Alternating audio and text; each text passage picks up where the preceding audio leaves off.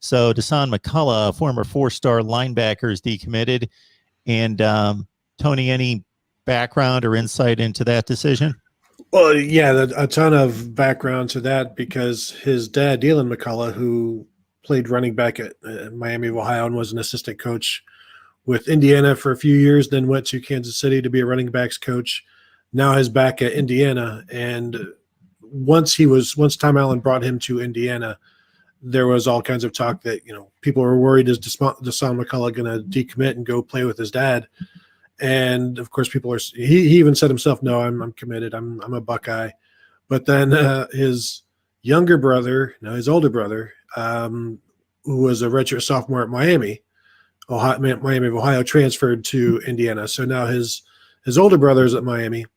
And then his younger brother, Dea, who's in the 2023 class, committed to Indiana.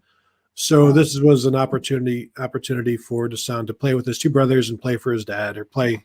His dad won't be coaching him, but to be on the same team as his dad. And so that just too much for him to pass up at this point. And we'll see if he actually does sign, but all signs point to him signing. But he's a guy who's tough to replace because, I talked about this on my podcast, the Buckeye Weekly podcast. You don't really know what he's going to be. He's listed as 6'5", 220, plays safety. He can rush end, so he's like this, just whatever. Don't even know what he's going to be yet. Will he be a linebacker or be a defensive end? They were recruiting him as a linebacker, but now you've got to go and try to find somebody to replace a guy like this. And really there aren't a lot because they've had their three linebackers committed for a while now. That had Dasan McCollough last summer, CJ Hicks, and Gabe Powers, and they were done. And maybe they would take another if somebody jumped out to them.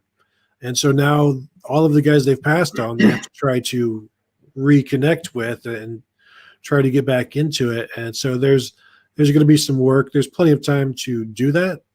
But yeah, really unique athlete. I keep talking about the one play I saw from his junior year, or one of the plays. He rushes from the edge.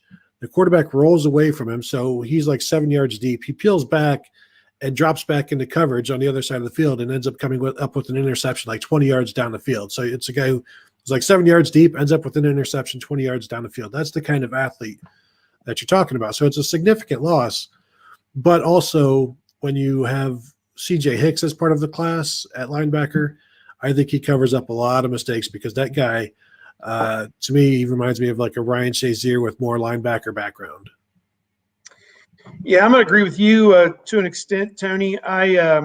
He's a special player, no question about it, and a guy that I think they were really excited to get into the fold and figure out exactly where he fit into the scheme. And a lot of that would be determined on how much weight he adds, what development of his body is, what his skill level is, what he can handle from a scheme position standpoint, whether he can actually be a coverage guy or if he's strictly a pass rush guy or a run stop guy. I mean, you got to figure out what he's capable of doing before you ask him to try and do any of those things. And they've got a couple other really good linebackers in this class with CJ Hicks and Gabe Powers. Gabe Powers from Marysville, CJ Hicks from Kettering Alter down in the Dayton area. And those three guys were as close as any three guys could be who had never met really in person before. Now, they came together, it sounds like, for the first time at the Under Armour camp about a month ago down in it was at the Fortress Obetz Stadium on the south side of Columbus, where I guess it's converted into a pro lacrosse stadium, or at least that's what it was. It used to be, I think it used to be the Columbus Motor Speedway that was kind of transitioned into a soccer and lacrosse stadium, and that's where they had the football championship this past year.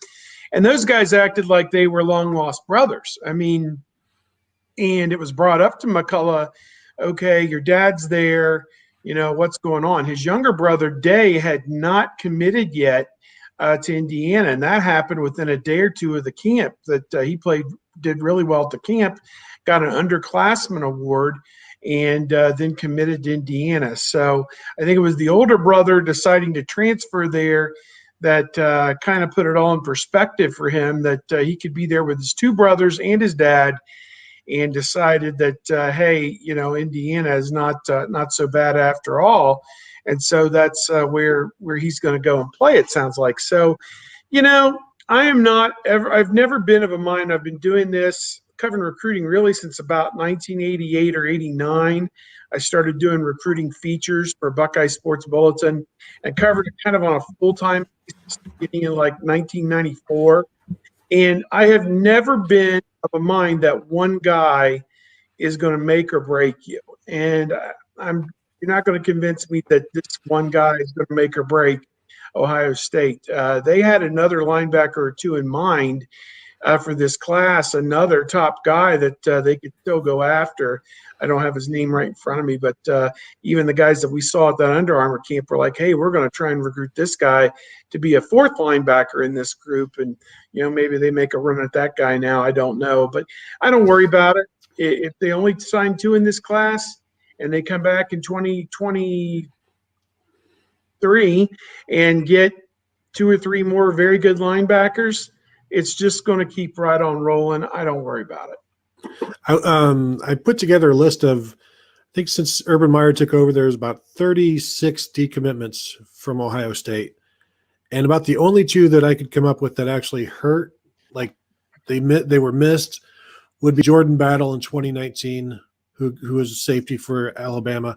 They could have used him. And then Clark Phillips, the cornerback from 2020, who ended up starting as a freshman for Utah. They could have probably used him last year as well. So other than that, like it's a long list of guys, but you look at, well, like one year they had Terrell Hall, who committed a defensive end, 5-star defensive end, committed to Ohio State and then flipped to Alabama. That same class they had Nick Bosa, Nick Bosa and Jonathan Cooper. So it's like they only had 2 5-star defensive ends in that class rather than the 3 that they were going to have. I got one, Tone. Quarterback, Tate Martell. They had Danny Clark, and then they went Clark, and then they went and got Tate Martell, and Danny Clark said, I'll see you later. And then, of course, Tate Martell signs with Ohio State, does great things, and is on the Ring of Honor at Ohio Stadium, I think. Elite. Yep. Elite warrior. Urban Meyer on Tate Martell. He is an elite warrior.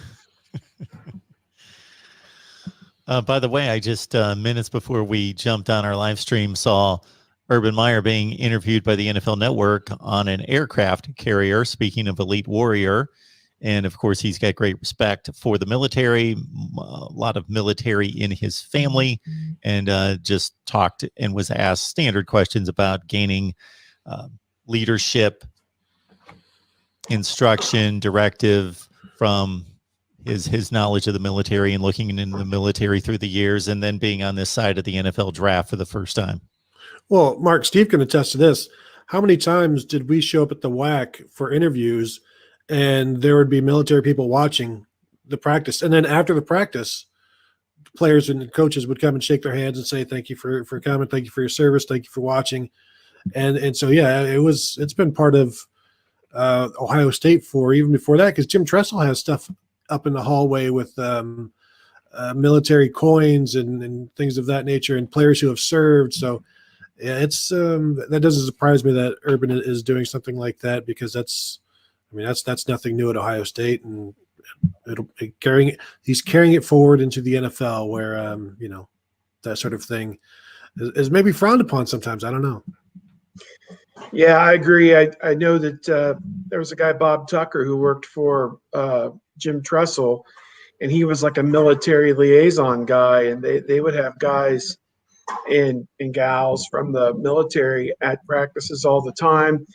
Same with first responders, fire and police in Columbus. We've seen that at times as well. So there is definitely a movement, and I think it's a good social movement within the program to understand that you're part of a larger community, a larger society out there. And I think that those are great lessons, because I think when you've been told since the time you were 5 years old that you're going to be an NFL first round draft pick, that, sometimes you need to have that bubble popped just a little bit, to have a little bit of humility inserted into your life, to understand that, no, you are not, the world does not revolve solely around you. you've been gifted with certain attributes that are great, but they're only certainly beneficial in the society we've created. Otherwise, you just happen to be really fast, and maybe you could run through the woods if you lived in some other part of the world faster than anybody else from the bear that would be chasing you. But in our society, it's rewarded, but understand there are more important things going on. And you've got people like police and fire and military and engineers and people kind of building what's going on around us. Sports writers. Sports writers. Absolutely. Sports writers, sports analysts, talkers like myself, vital to what we do here. Second responders, Certainly. if you will. Second responders. First to respond, but not necessarily in a urgent or Second emergency guessers. situation. We're constantly After the Alabama and Oral Roberts game, second guessers.